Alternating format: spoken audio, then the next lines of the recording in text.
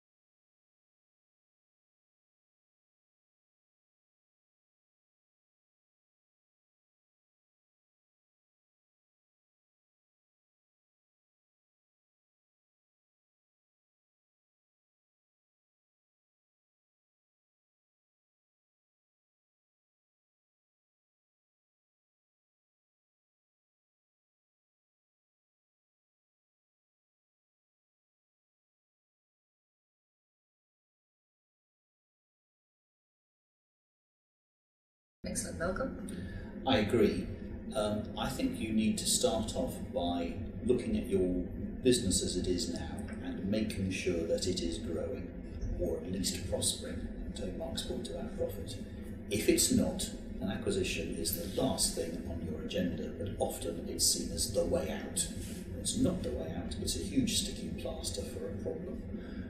The other man's grass is always greener. It's easy to look at other businesses and say they'll be much better than us, or they'll fill in all the gaps and spaces and all this huge analysis that I've done that says why they're a strategic fit to us. The fact is, if your business isn't right, your business is going to fail.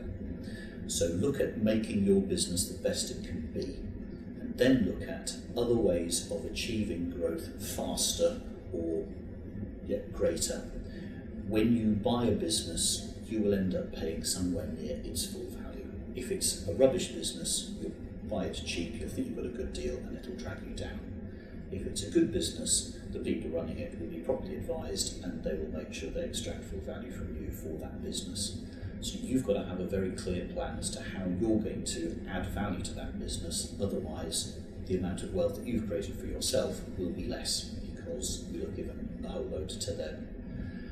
And you need therefore to have done your homework before you make the acquisition. When you sign the contract to hand over the money, you need to have a plan for the next 90 days of activity within both those businesses to be clear what's going on. There will still be things that you don't know about that business, but in order to find out about that business before you acquire it, what I did was I was one of those reporting accountants who write reports to purchasers on businesses, and I discovered the best way to find out what's going on in a business is to ask the same question of two different people. If you get the same answer, that's right. If you get different answers, there's something to keep pursuing. So keep going until you get the right answer. Joint ventures, yes, they do work. You bring different skills together, you pool resources, they can work.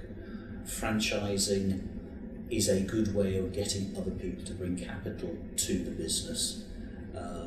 But I wonder about the real value of franchised businesses. One of my competitors is a franchise, and I don't see that they have the same value within their business as I have in mine. So accept that you're going to get less capital, but you'll have invested less capital in order to go down that route. If I could just I think really picking up, the last 15 years I've spent in emerging markets, in joint ventures, and selecting the partner for a joint venture in itself is a major operation. And being sure you have the right partner is very risky. And I think that the point I'd like to make is if you go down that route, this isn't something you do one day and then it's finished. You have to carry on your business in this joint venture structure, which will be very different to the way that you carried on your wholly owned business. Sure. So it needs an opening of the mind to see that your partner, maybe you've got a partner because you needed the funds, you needed the market, you needed some local expertise. Whatever the mixture of those reasons, you have to listen to that partner. And it is in every sense of the word like a marriage. And if both partners in that marriage don't feel that they are contributing and receiving value from the marriage will fail. Yeah. So please take advice about that. There are so many pitfalls. Yeah. It's, I think, a high risk way to expand.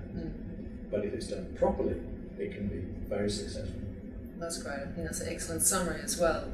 And I know this is such a big question for so many business owners, so I just want to thank each of you for just elaborating on this particular subject as well.